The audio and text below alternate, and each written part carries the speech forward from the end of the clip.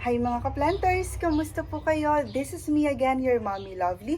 Kung mahilig po kayo sa mga halaman at kung bago po kayo sa aming channel, please remember to subscribe at pa-like and share na rin po ng video na ito.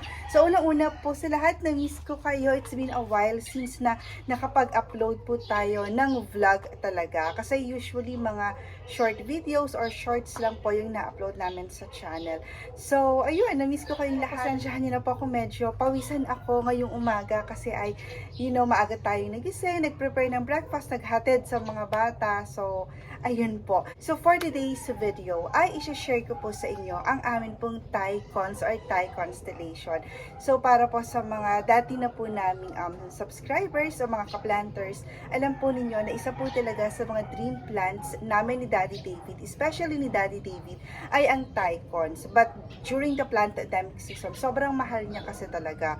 Kaya hindi pa kami nagkaroon ng Thai Cons. Siguro nagkaroon kami ng Thai Cons, yung pinaka-budget meal, as in na-deads siya kasi sobrang liit. Then, we think we got scammed dati. So, after that, hindi na muna kami bumili. I guess just last year, if I'm not mistaken, we've had our 2 pots of Thai Constellation po. So, yun yung isi-share ko sa inyo. Kasi, sobrang nakaka-happy lang. Kasi from 2 pots of Thai Cons, ngayon, ay naging 4 pots na siya. So, yung dalawa po namin binili, yung isa doon, kinip namin as it is.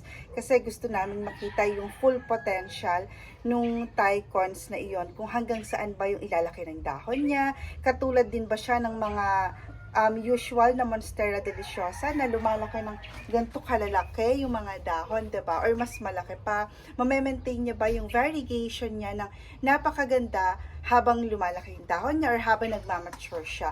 And then the other pot naman, yun po, yung ginawa kong mother plant. So, nakapag-propagate na kami doon 2 times na.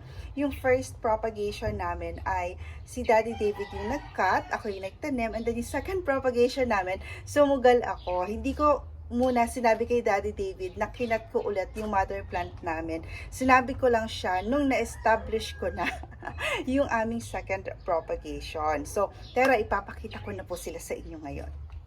Ayan, so ito po yung isa sa mga Thai Cons po namin. Ito yung sinasabi ko po sa inyo na hindi ko po siya kinat. Ito yung gusto kong makita talaga, yung full potential and kung hanggang saan namin siya talaga kayang alagaan. So as you can see, pero usog, maganda po yung genes ng Thai Cons na iyan. Ayan siya.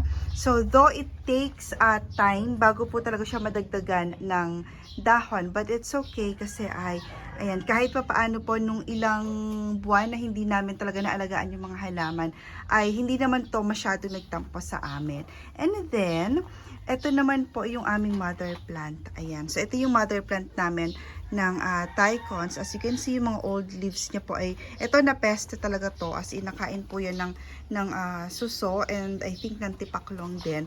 So, nung first time po yung kinat ni Daddy David, isa lang yung sumuloy sa kanya. So, ito siya. Parang ito yung sumuloy sa kanya. Ayan.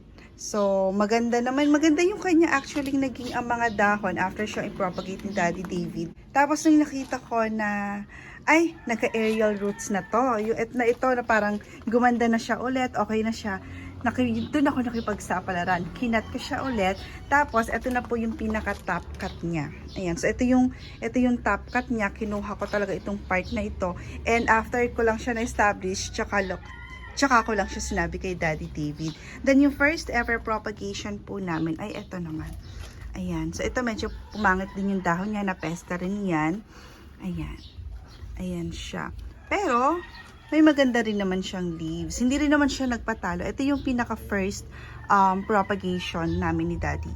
Ayan. So, ito pa yung isa niyang dahon. Ay, nagtatago dyan. Ayan. So, kung mapapansin po ninyo, may mga crushed eggshells na ako inilagay dyan. Kasi po, sobrang sobra kami nasalanta ng mga snails nung mga nakaraan.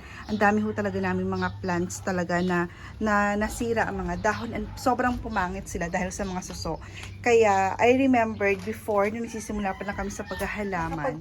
Especially po kapag magtatag-ulan, naglalagay na po talaga ako ng mga crushed eggshells.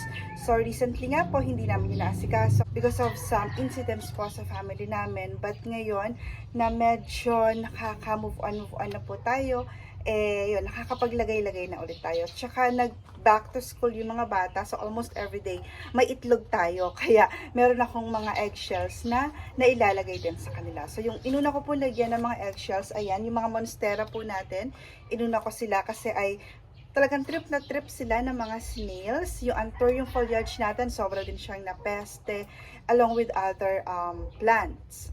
Ayan, so flex ko lang ulit real quick. Nakakatuwa lang talaga na ganyan na sila talaga kaganda talaga ngayon. 'Di ba? So, and also this one pala, yung mother plant. So, noon na siya kinat pala ni Daddy David. Isa lang yung sumuloy. And then, the second time na kinat ko siya, ayan po, nagdalawang suloy siya. Ito yung isa, ito yung pangalawa.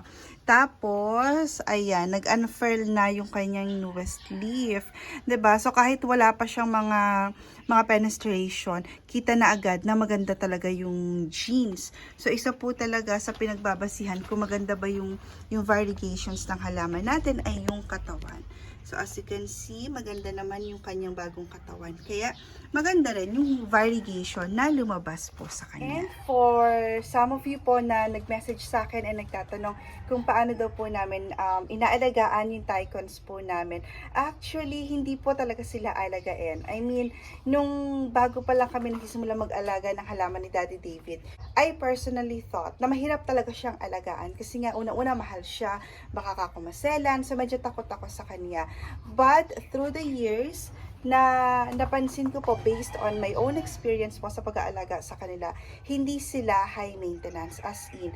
Ang medium po na ginamit ko sa mga tycons po namin, yung 2 mother plants po namin, coco cubes and pumice, pero yung mga propagations po, pure coco cubes lang sila. Tapos, I only water them once na totally dry sila. And also, yun po, since nabili ko sila, I cannot remember kung nakapag-fertilize na ako. Parang never ko pa sila nalagyan ng Osmocote or ng any other fertilizers po. Pero ayun, nagta-thrive naman sila and okay naman sila. Then, for insecticides, it's been a while since nakapag-spray din ako ng Simbush kasi nga po sobrang nag-busy kami. But Simbush is definitely my top favorite po when it comes sa insecticide kasi ay mabisa, magaling talaga siya. Though, very strong lang talaga yung amoy niya. So, that's it lang po for today's vlog. Sana po ay nagustuhan ninyo ang video natin for today. Kayo po, kamusta ang inyong mga tycons ngayon? At sa mga nagtatanong po pala kung magkano ang tycons, hindi po for sale yung ating malaking pot and yung ating mother plant and yung second propagation. Kung may ibebenta kami, siguro yung first propagation. So, yung for sale lang po namin na tycons ay yung aming first propagation. Ito po siya. Meron siyang 1, 2, 3, 4, 5 leaves. Pero yung pangit niya na leaves ay 1, 2. Meron siyang 2 na hindi kagandahan na dahon. Pero, bumawi naman po kayo dito. Ayan, maganda siya. This one is also nice. And, also this one. Ayan. And, ang roots, ayan po, ayan yung kanyang roots. Kasi nga po, first propagation namin to ni Daddy. Kaya, sobrang established na po yan. So, nasa clear pot pa rin siya. Never ko pa rin siya na-transfer since na-propagate and establish siya.